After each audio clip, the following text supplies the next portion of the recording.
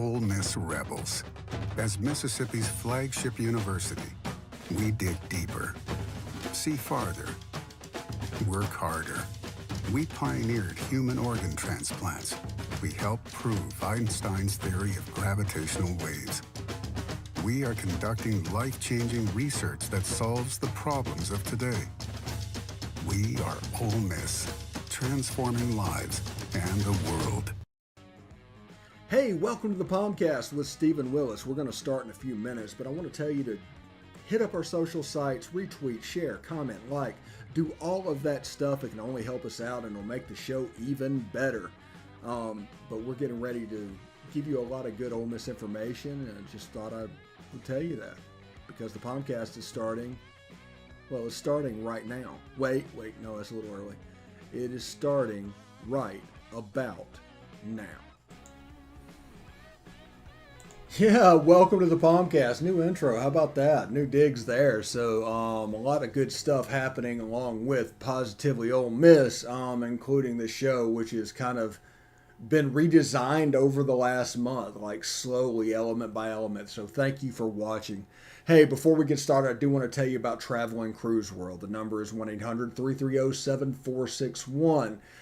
What they can do is, in this COVID environment, everything changing around you, and all these rules are going, are masks are required, are they not required, are they required here, not there? These guys will know the answer to that. This is an avenue to provide you with up-to-date information, and so your vacation is not ruined. So that's Travel and Cruise World, travelandcruiseworld.com. Check them out and tell them I sent you. Also, we need to get this out of the way. If you want to watch the podcast, you can catch us on at the Stephen Willis on Twitter. Right now it's disappeared. I may need to add that a little bit later.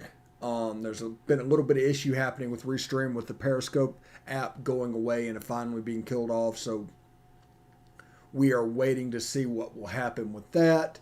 But you can, please follow us there. Please follow at Ole Positively on Twitter, because that's where it's eventually going to be. You can catch us on Facebook in the meantime at facebook.com/POMcast, POMcast. And we're also on YouTube at Positively Ole Miss. Subscribe, hit the bell. You'll not only know that we're streaming, you'll know what we're streaming about, and it's just an overall great platform for you to use in coverage of Ole Miss. Press conferences are there. Great games are there. The on-demand games show up as soon as they put them up. We post them on the site. And it's just a pretty good thing. Also, it's pretty close to that magic number of 100 subscribers to get us going. We're at 95 now, so if you could subscribe, I would appreciate that as well. We're also on Twitch at Positively Ole Miss. All one word, all lowercase, and we're doing that. And we set everything up in this so it is more audio friendly for the podcast, the POMcast podcast. Which is available on Google Podcast, Apple Podcast, Stitcher, SoundCloud, Spotify, iHeartRadio, TuneIn Radio, and Pandora. We're on smaller podcatchers as well. That would take the whole show, though, to name them all. And we'd appreciate it if you'd leave us a review. Just a 5-star review. You can say whatever you want to say. But that will help with the algorithm and help people search the show. So that is available there. Huge podcast month in July. I mean, just outrageous. The whole expansion thing that we did just shot up our numbers in unbelievable ways. So thank you very much for that. Thank you for tuning in if you're new to the program, if you're just discovering the program. My name is Stephen Willis. I'm the only person that talks about Ole Miss that actually had an office in the Manning Center and worked in the national media. I am the only person that has that credential to where the bubble of information that you're getting is not coming from a tiny place where two or three donors are giving you and feeding you the information. We're outside, we're doing whatever we do. I've had all those conversations. I've done all those things. That's not something I'm interested in now, and that's why we're not into the breaking news game. When the breaking news game, it comes out where you hit about 20% of the time. And 80% of the time you're wrong. So why would you invite that upon yourself? It's the ultimate waste of effort. You look at it and do everything that you need to do. It's on Twitter a minute later and everything's good. You know everything. And all it is you're trying to get 60 seconds worth of prior notice. So we think it is not worth it, but we will cover it. We'll talk about what needs to be talked about. We'll do what needs to be done. And we're going to have a lot of fun here. As you can see on the YouTube page, we brought back the We've Got Notes section. Yes, we know it's audio only. That's back when we were doing just a podcast before we did all the video stuff and got that up and running. It is set up to be the reaction show after the football game. So we'll do the reaction show there. I don't know if we'll do it just there or if we'll do it just there in Facebook.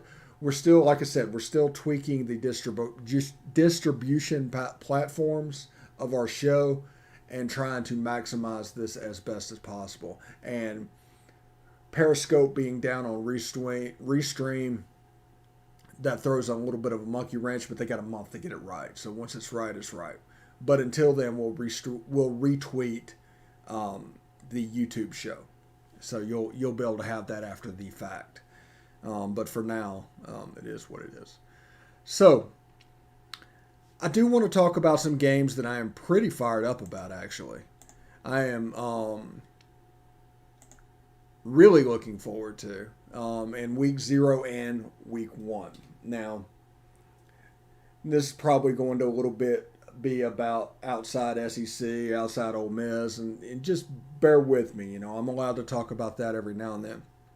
But there are going to be some ties in games that make them interesting. I'm interested to see the week 0 game on Fox. I think it's a noon kickoff. It's Nebraska and Illinois at Illinois. And Brett Bielema comes in and takes control of the Fighting Illini and all that they have going on. He was always a Big Ten type of guy. But that Nebraska game with the hot seat of Scott Frost, that's actually a must-win game for Nebraska. Now, we always make jokes that Nebraska and Tennessee are essentially the same program, but we should keep an eye on that game just for the Illinois factor and what they can do with the Fighting Illini. Now, that is on Saturday the 28th. After that, starting Wednesday, there's football every day. It's fantastic. It's something I'm looking insanely forward to. But on Wednesday, you got UAB and Jacksonville State. They're playing at the Cranston Bowl in Montgomery. It's kind of a kickoff game in Alabama, but it's the only game, and it's on ESPN, and it's at 7:30 on Wednesday. So I will at least have that game on while we're doing SEC After Dark that night. That Thursday, I've got nothing slated for Thursday, but that is the start of the SEC slate with Tennessee and Bowling Green. I'm looking forward to that game. They're going to play in Neyland. They're going to do all that. It's on the SEC network. At the same time that going on probably on TV2 will be Illinois and Minnesota. But it'll be a big chance for you to kind of grow into all of this that's going on. Let's see. All right. We're moving pretty quick. Friday, there's some ACC games as well. I think that Thursday is South Florida and NC State on the ACC network. And Friday is North Carolina and Virginia Tech. That's going to be a fun game. I can't wait to see that. I want to see what North Carolina looks like now that those running backs are gone. Now, we've lived through the Phil Longo experience. We know what that's like. The offense they run, the next running back is probably going to perform fairly well. It's designed for space. It's designed to run against tendencies and things like that. But that's something that is interested. Also on that Friday, Kansas against South Dakota. And everybody's like, what, Kansas? I'm interested to see what the guy from Buffalo with his hand on that offense. I mean, Kansas is going to be the old man football capital of the United States between him and Kansas State. It should be interesting. That game is going to be straight 1987. It'll be worth watching for sure. Also on that Friday is Michigan State Northwestern on ESPN. So that takes us to the weekend, and the weekend's fun. You got some matchups like Penn State, Wisconsin. You've got Mississippi State and Louisiana Tech. That's going to be interesting. Texas and Louisiana. That's going to be interesting. Texas Tech and Houston. That could be a future American competition. And, you go through and you look at all the games, and you've got LSU, UCLA, Clemson and Georgia, Alabama and Miami on Saturday. Saturday is going to be a legit Saturday for college football. For the college football fan, it's going to be awakening. Sunday, you've got Notre Dame and Florida State. That could be quite interested, and I'm interested to see what Florida State will look like. I think they are going to look like a completely different animal than they did last year, and Notre Dame's going to take a step back. So we'll see what that looks like. That's on ABC at 6:30 p.m. And then Monday night, Labor Day night, Ole Miss and Louisville. We'll have a POMcast that morning. We probably will not have a Beast of the East, or we'll figure out what's going to go on with that. We might not. Who knows? That's a little bit too far in planning. So those are the games of the opening 2 weeks that I am genuinely looking forward to, and I've already circled them on my calendar, and I've already made plans to watch them, and it's going to be a nice growth into college football and a welcome back to the season as it stands right now. I don't, honestly, at this point, I don't see COVID playing too much of a role. It depends on what happens this month. Like if August 14th, there's some kind of super disaster that happens, then it would provide something, and they would do things fairly localized. I don't think anything nationalized is going to come down, but I'm expecting fairly localized, and there's a chance that COVID could affect the game, it could affect the teams, who knows. So my advice to anybody watching this podcast is enjoy this the best you can. Go into it, I think it'll be an improvement over last season. Maybe not the 10-game SEC conference slate, which I am all for. And once Texas and Oklahoma is in the league, we may see something similar to that. I'm expecting 9 conference games and a Power 5 game. So that is going to be fairly interesting to see and do. And everybody's going to be on equal footing, because with the Power 5 game, the reason they're doing that are for the South Carolinas, are for the Floridas. Those people, for Kentucky, at one time for Texas A&M, or Oklahoma. Just allow those rivalry games to happen outside the realm of possibility. So I'm pretty excited about what this could mean scheduling wise. 9 conference games and a Power 5, that's 10 games. That's fairly similar to a 10-game all-SEC schedule. I expect the FCS game to go away at some point. I think they're going to grow this, actually. I'll talk about this. I got a couple of minutes. I'll talk about this. I think the FCS game is going to move to the spring. I think instead of the spring game, that game is going to happen. I think that is where this is going, to where you can go out and play a single football game after 15 practices and go.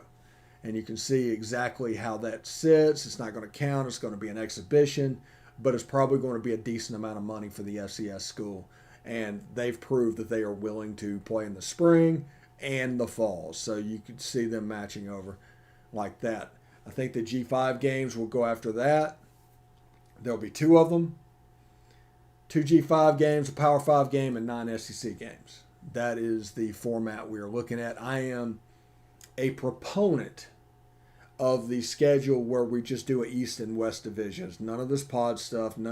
Nobody trying to fit together, do anything, because the division system, it eliminates basically one game that people will miss. And many people are saying that game was dead anyway. And that would be all Alabama and LSU. After that, Ole Miss and LSU gets their time back. Auburn's back with Florida. Auburn's back with Tennessee. Alabama's back with Georgia, and Tennessee and Florida and those guys. And the only hesitation I have with it is of the original 10 teams in the SEC. 7 of them are in the SEC East.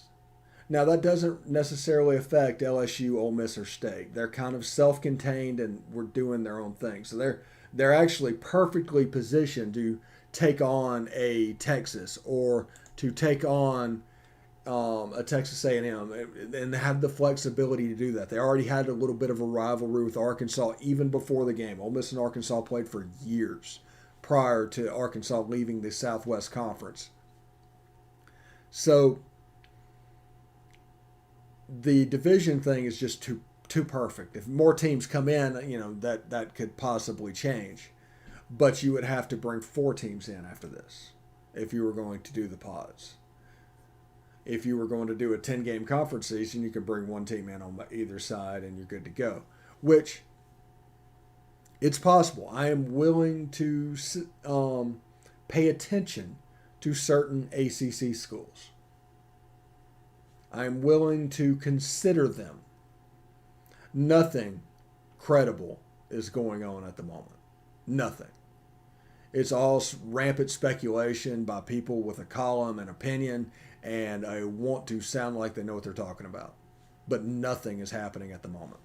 Not even from the old Big 12 talking to other conferences. Nothing is leaking out. Remember, for 6 months, this didn't leak out to the media. I think that is a statement on the media more than it is a statement on what they did. I can't imagine Texas locking everything up the way they did. I can't imagine extremely partisan media keeping their mouths shut and the national guys that are supposed to be paying attention not paying attention. I can absolutely see that. So, we're going to take a short break. When we come back, we are going to talk about the unintended consequences of this past year and all the rule changes. So, stick around.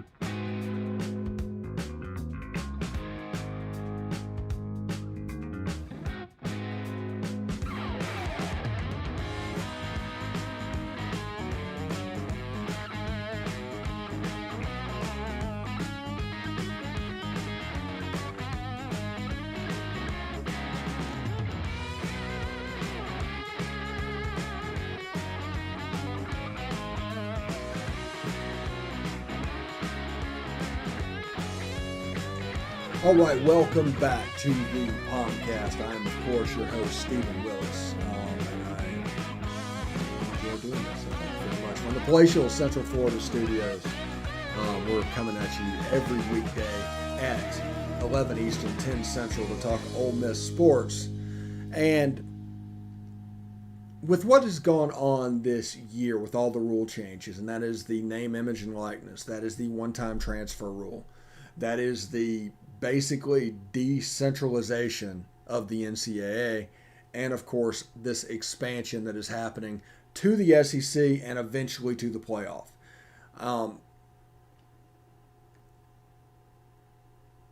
This is going to change a little bit.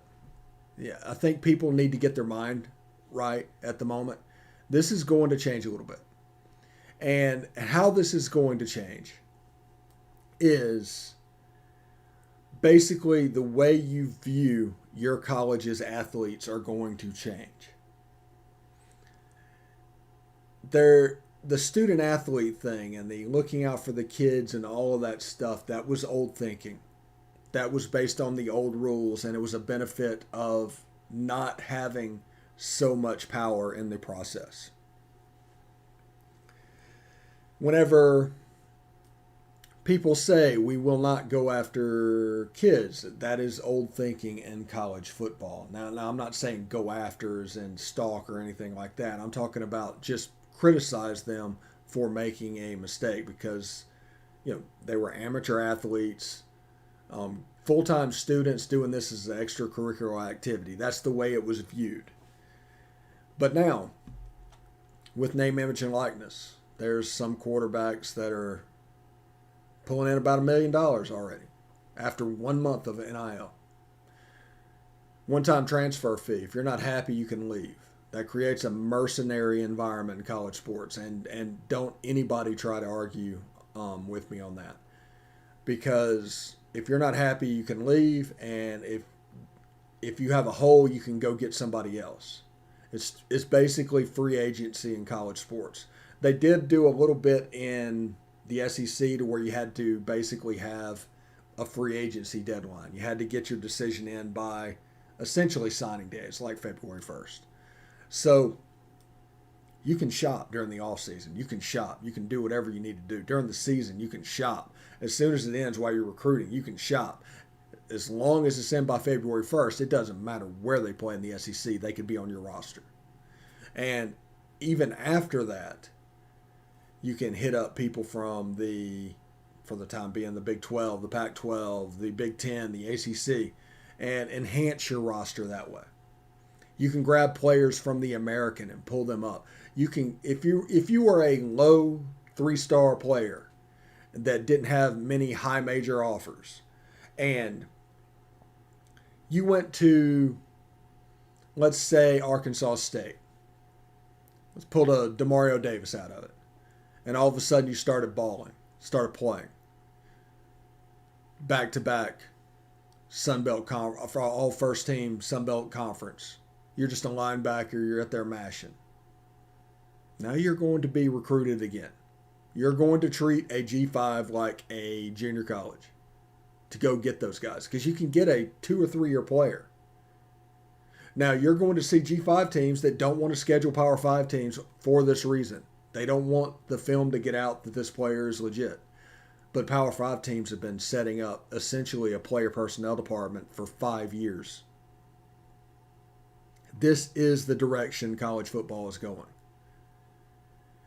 The SEC and other high majors, whether it be 2, 3, 4, or 5, will be the AAA for the NFL. And the players will receive income. And if they're not happy, they have the ability to leave. They have all the power right now. So it's going to change the relationship between the fans and the player. It's going to change how they are perceived. And the first step will be the student athlete is probably going to go away. It's just going to be an athlete. It's just going to be viewed as attached to your university, but not really a part of it. I mean, that's the unintended consequence of this. And people need to understand that. And when people go right now, and this is honest to God truth, this is going to be a terrible side effect of this. The way people go after head coaches and coaches right now that get money to do a job in college football, even though they might not have any control over what happened, they get the blame. It's going to be spread out more evenly with the players, especially the high-earning players. There's not going to be a lot of sympathy for somebody old enough to vote, old enough to join the military and die for their country, and old enough to make money off of their name. The sympathy is going to go away. What they were willing to do with the players that aren't making money, that couldn't go anywhere, that was basically applying a scholastic event and doing an extracurricular activity, even though it was major money.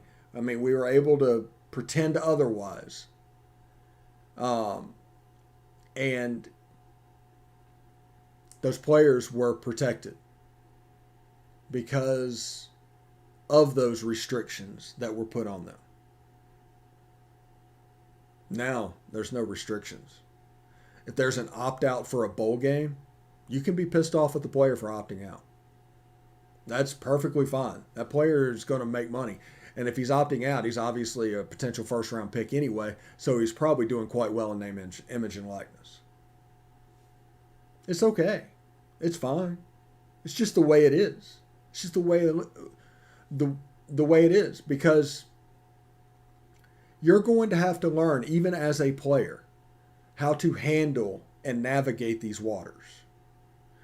Because there are people out there that just do not handle a loss well.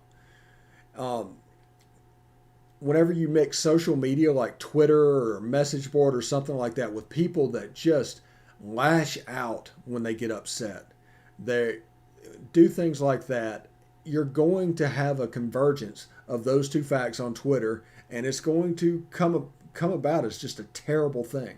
It is a terrible thing. Nobody should lash out at anybody on Twitter. There's nothing worth doing that for. But it happens. It happens all the time. I mean, you see it on all levels of the sport and how it manifests. But this will change the relationship between the fans and the players. They're still going to be loved. If you look at the NFL players, like Drew Brees and Alvin Kamara, they're still loved. Now, that's not saying they're not going to be. But there's a certain level of accountability to the fans and what they're doing that is owed. Even though there's no money in for the fans, but without the fans, there is no game. It's the big joke was like, well, why don't the chemistry department get all the TV money, and why do they make all that? And it's like, well, whenever the chemistry part test or whatever can get 60,000 fans, then we'll talk. The fans are what makes this go. And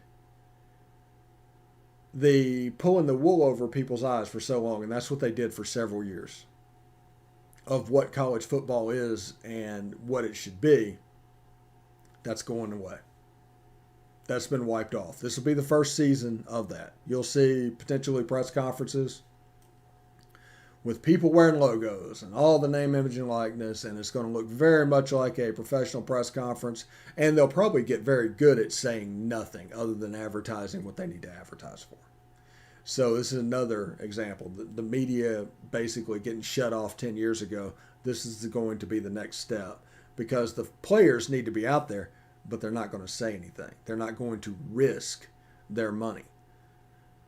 And on top of name, image, and likeness and everything else, you're going to have players that want to get into high name, image, and likeness areas, and players that want to get out of low name, image, and likeness players. So there's going to be an up and down of basically constant recruiting. So those are going to be the unintended consequences of this going on. This is going to be a fairly big deal. And I think people need to be ready for that. Now, we need to get out of here and give you a couple minutes back. I'll gladly do that. But until then, tune in tomorrow for more POMcast. And, of course, tonight, Beast of the East at 8:30 live stream. Until then, hotty toddy.